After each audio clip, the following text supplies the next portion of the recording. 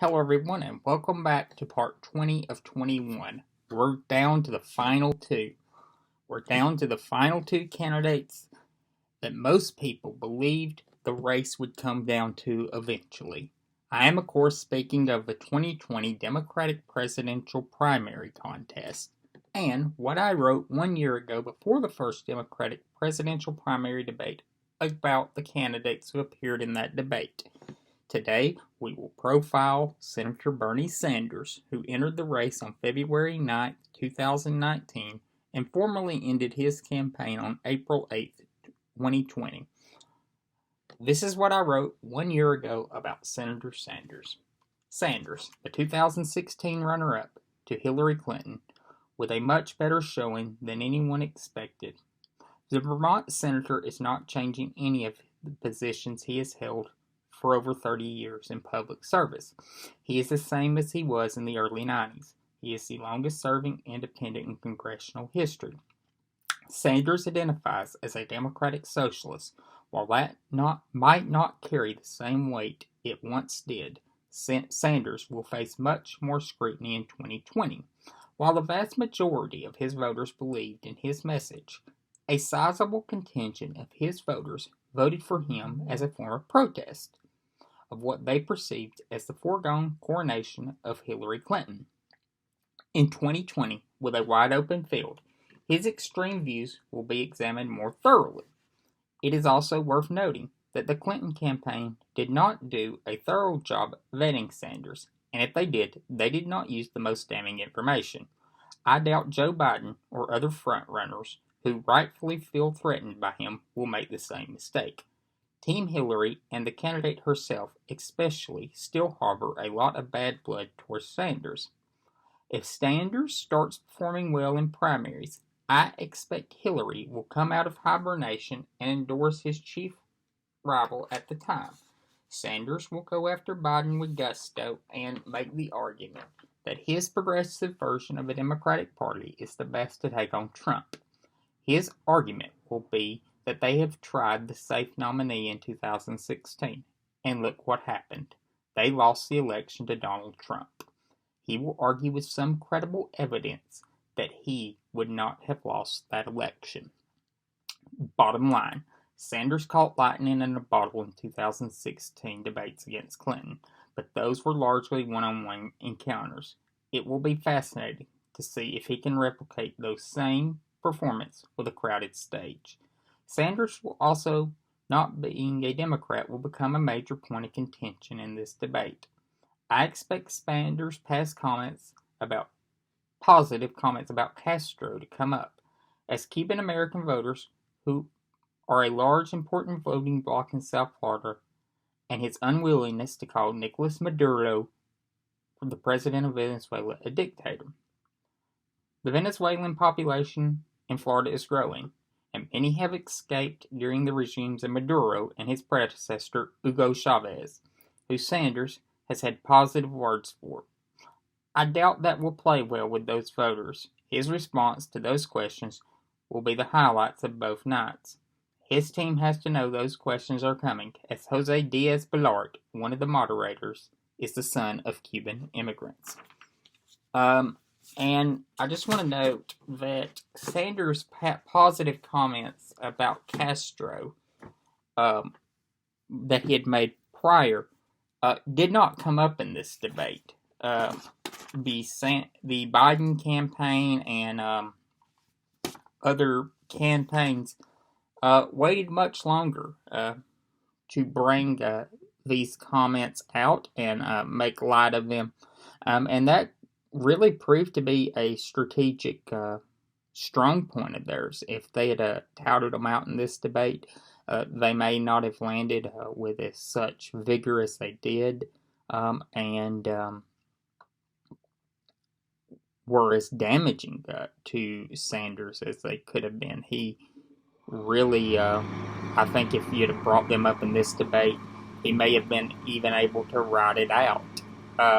But those comments and other comments he made about Latin American dictators came out much later in the campaign, closer to the Florida primary, and really were a devastating blow to Sanders' campaign. He performed very poorly in Florida. I think, if I remember correctly, he just got over the line of viability statewide for delegates in Florida. You can also attribute that to the fact of when the primary was held during the pandemic.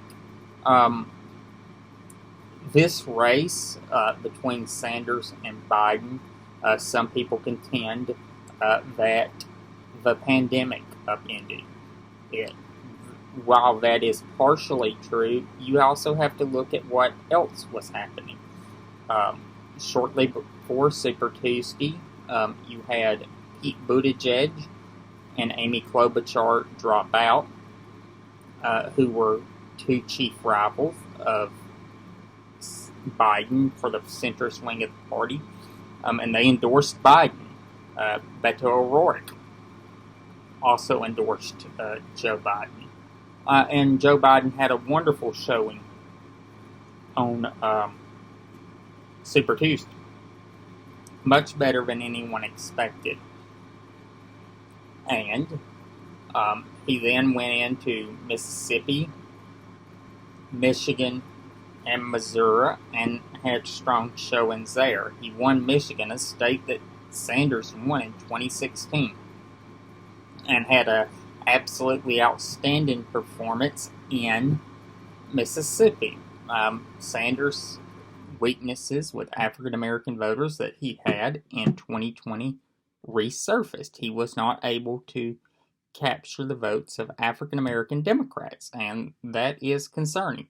You cannot win the Democratic presidential nominee for president if you cannot win a sizable chunk of the African American vote. It's just not possible.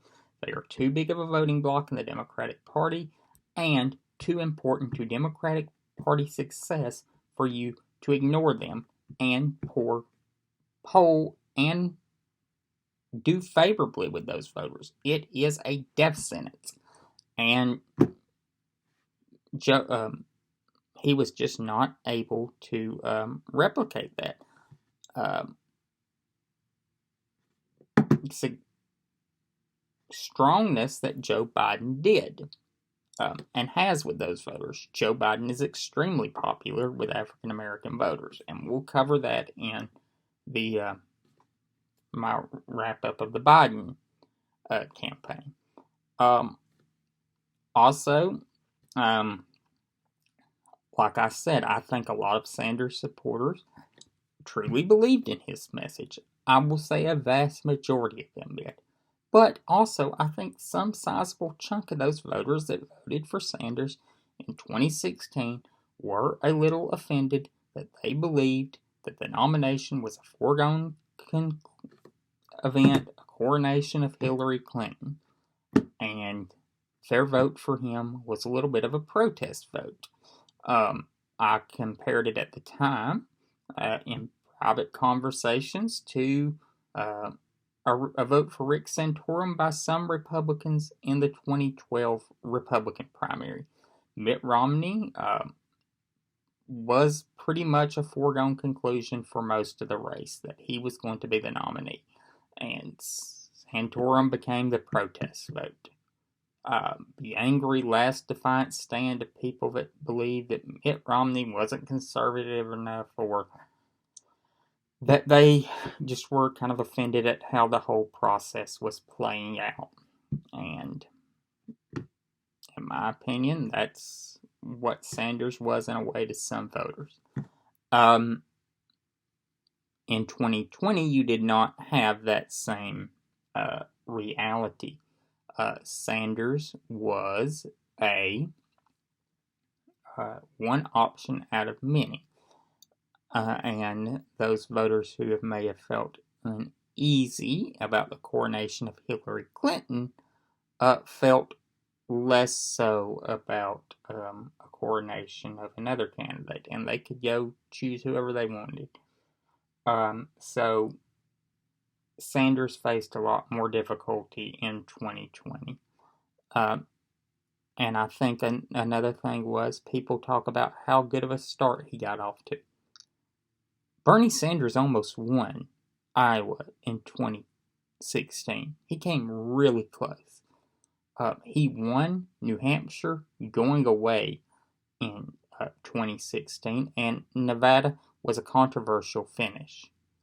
So, when he won or came very close, the disputed results in Iowa, as I've mentioned before, are a huge point of contention from 2020, this Iowa caucus recently.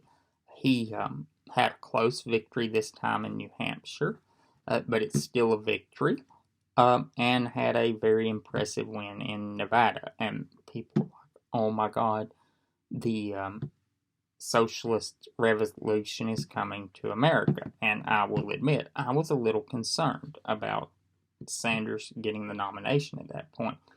But it's also worth noting those are states he did well in 2016 in. And then on the night of the South Carolina primary, he performed poorly in South Carolina as he did in 2016. And then on Super Tuesday, you had larger states vote, and he did not have a great night at all. And you can also say it was probably the night that his campaign knew it was pretty much over. Going into Super Tuesday, he was expected to come out with a fairly sizable lead of delegates, and he came out down in delegates to Joe Biden. I remember one rosy scenario, like apparent before Super Tuesday, on MSNBC, one of their election analysts said under the best circumstances for Biden, he comes out about 80 delegates down from Super Tuesday. Joe Biden came out ahead. And then it was just a brutal onslaught for Sanders. And then you had the pandemic really come to the forefront, and that was, in essence, the death knell of his campaign. And he dropped out much earlier than he did in 2016 after it became apparent he was not going to become a nominee. At first, he tried this hokiness, I'm suspending my campaign, but I'm still fighting for delegates and still going to not formally release them. And eventually he did completely suspend his campaign. He raised a ton of money in his race and had a very impressive showing in some ways, but in other ways it was really disappointing compared to his 2016 showing. That is all for now. Tomorrow we'll cover the eventual nominee, well, the presumptive nominee now, Vice President Biden. And I've also decided to do 2 additional videos. One video on why it ended up being Biden and Sanders. I believe that deserves a much greater discussion. And the hunt for the Biden vice presidential candidate, the Joe Biden running mate. I will see you all then. Have a great day.